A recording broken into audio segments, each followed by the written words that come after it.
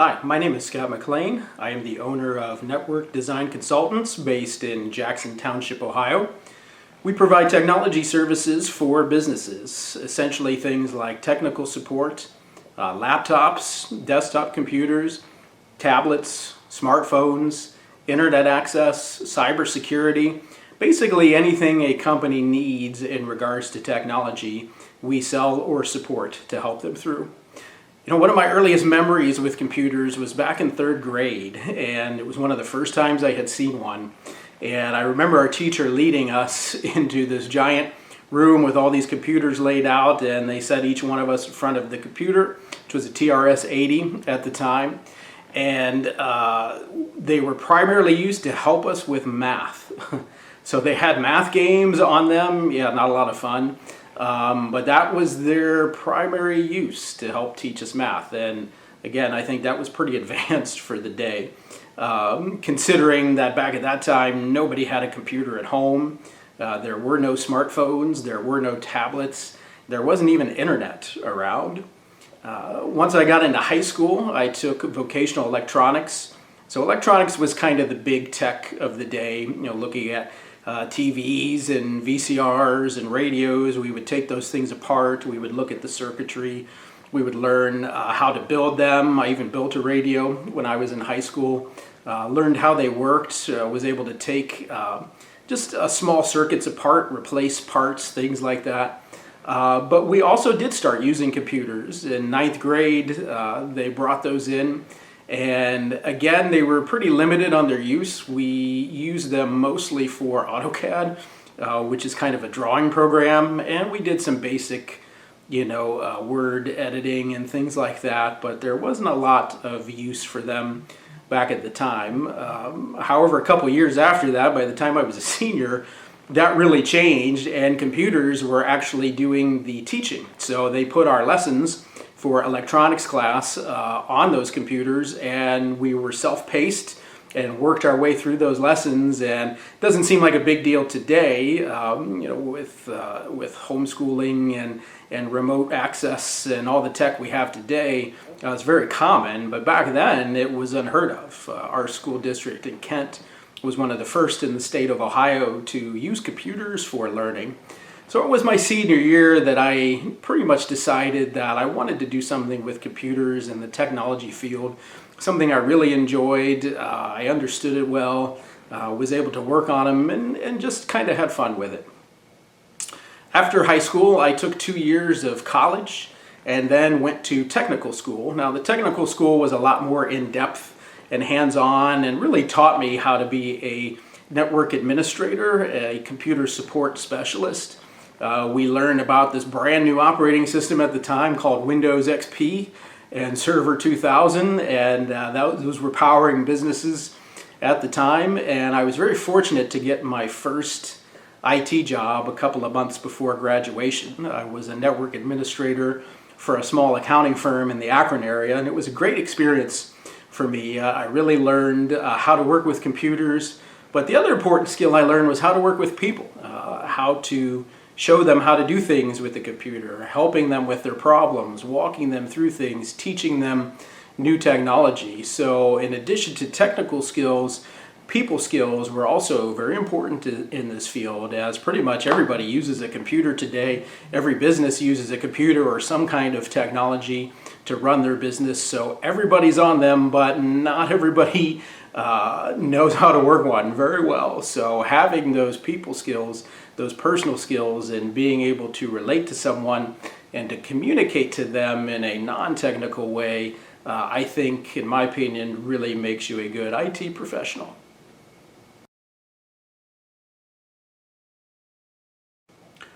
What inspired me to become an entrepreneur? It's very interesting. As a child, I didn't really have any such dreams, or in high school, I never really started or planned on opening my own business. It really wasn't a dream that I had, but looking back, I think I had that spirit in me. I was the kid in the neighborhood that had the lemonade stand, that had the lawn mowing business, was always doing different things to try to earn money. So even though I didn't have it necessarily my plans at the time. I think I had that entrepreneurial spirit. And as far as who motivated me, I had a teacher in high school. His name was Mr. Devers, Chris Devers. And he told me a couple of things that I'll never forget. The first thing he said was, after you figure out what you want to do, of course, that's the first step, but get the education that you need, get the training that you need. And it doesn't matter what kind of training it is. It could be college, it could be technical school, it could be an apprenticeship, it could be on-the-job training. Whatever is required for the profession that you want to do, that you're looking to do, get that training and get the best training that you can. And the second thing that he told me was, work hard. You're going to have to work hard for it. But if you get the training and you're willing to work hard, you'll be successful at anything that you do. The second person that inspired me about owning a business, being an entrepreneur, was a good friend of mine, George Gita. And while I was going to school, he offered me a job working with him. He owned a janitorial company at the time. Basically, he cleaned commercial offices.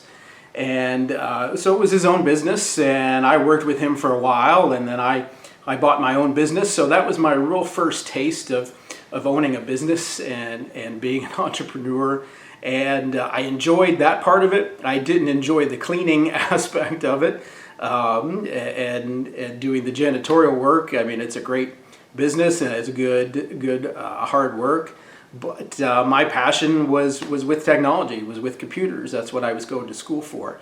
But running that business really gave me a taste of what it was like. It's all up to you. You're not relying really on somebody else to just give you a paycheck every other week. You have to go out and earn your paycheck. The money that comes in and how it's handled is up to you. And so I learned a lot of core business functions at that time, how to manage a budget, how to know what kind of sales were coming in, when you had to go out and work harder to get more sales, how to deal with customers, how to sell, how to handle upset customers, and kind of walk them through how you were going to fix their problem and address their issues and make them feel good about it. So I did learn a lot of core business skills early on there.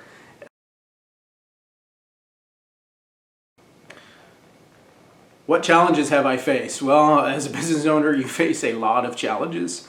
First of all, with technology itself. Technology changes almost by the day, and so we're constantly having to learn new things ourselves, so we can be able to implement them in businesses and then teach them how to use it. So we're always researching, we're always learning, we're always testing new technology, and sometimes it works great and sometimes it doesn't work so great. So that can be a challenge. Running a business is a challenge in and of itself. I have many things I do. I'm pulled in many different directions every single day, with a load of responsibilities to do. One of the interesting things is that, though, it's normal to have challenges.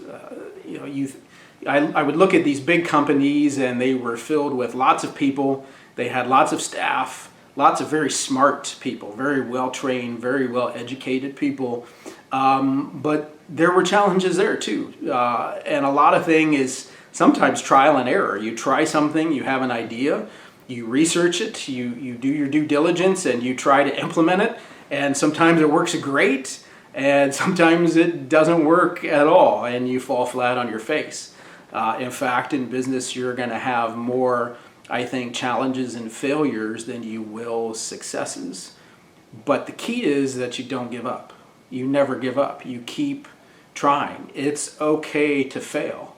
As long as you learn from that failure, try not to repeat that failure, and try to do it better the next time.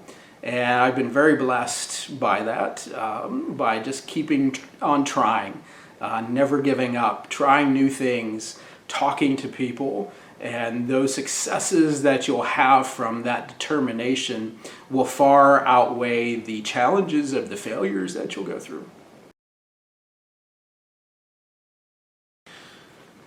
What's a typical day like? There is no typical day because being a business owner, you wear many hats. And what does that mean? So one day I may be invoicing customers. The next day I may be helping my sales guy doing sales.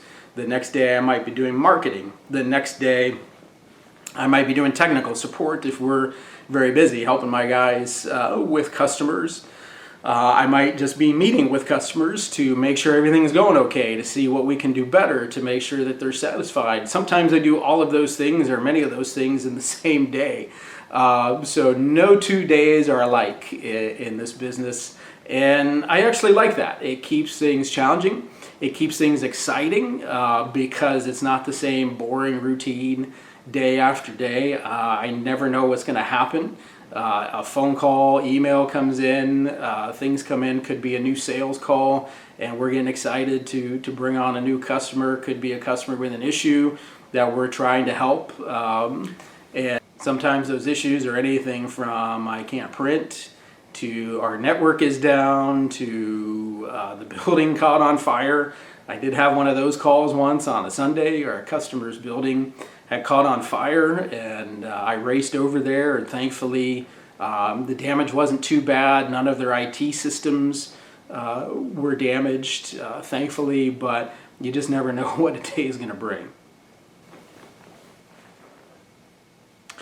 So the advice I'll leave you with is advice that was given me. Number one, figure out what you want to do.